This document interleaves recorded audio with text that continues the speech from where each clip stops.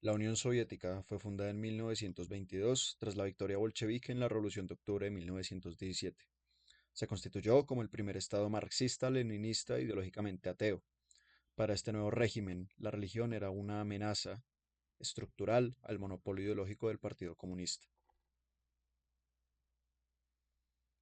Joseph Stalin, líder de la Unión Soviética desde finales de los años 20, consolidó un régimen totalitario basado en el culto a la personalidad, la planificación centralizada, el control absoluto del aparato ideológico, y durante su gobierno las campañas de represión contra la religión se intensificaron en gran medida.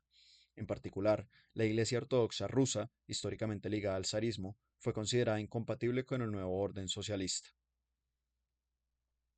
La Iglesia Ortodoxa rusa había sido hasta la caída del imperio una institución central en la legitimación del poder autocrático, desde el Patriarcado de Moscú, establecido en 1589, hasta su parcial suspensión bajo el gobierno de Pedro el Grande.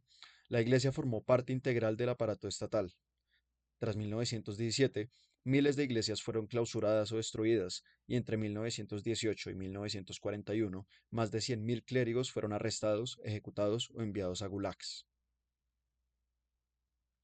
En septiembre de 1943, tras la victoria soviética en la batalla de Kursk y el año anterior en la batalla de Stalingrado, y con la guerra inclinándose a favor del Ejército Rojo, Stalin convocó a una reunión en el Kremlin con tres altos jerarcas ortodoxos: el metropolitano Sergio, el metropolitano Alexei y el metropolitano Nikolai.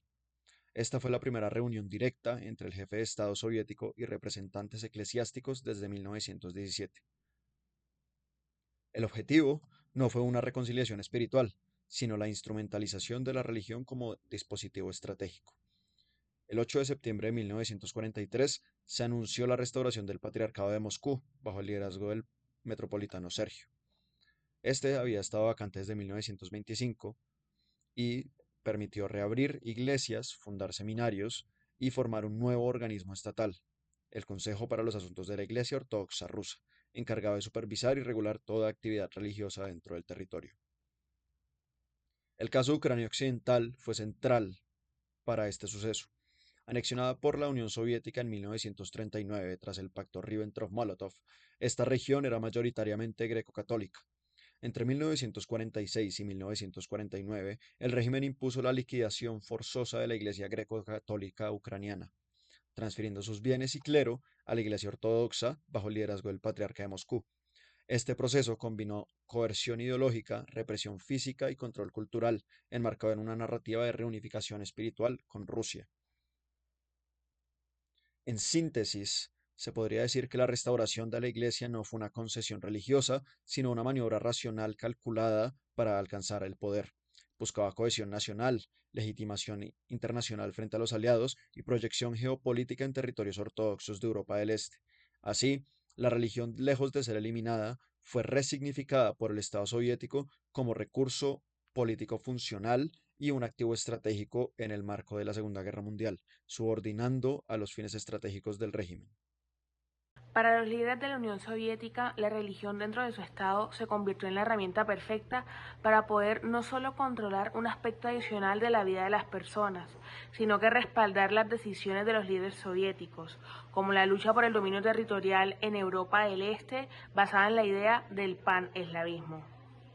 Tras el ejemplo de la Iglesia Ortodoxa, Stalin creó el Consejo para Asuntos de Cultos Religiosos para vigilar y regular las tradiciones y cultos del judaísmo y el islam que volvían a salir a la luz después de tantos años en la Unión Soviética. Dentro de estas minorías se encuentra la Iglesia Católica griega, la cual fue fuertemente perseguida. El legado de la Unión Soviética en la vida espiritual de millones de personas es innegable. Las fuertes persecuciones para imponer el ateísmo no pudieron erradicar siglos de historia religiosa ni la fe de sus fieles.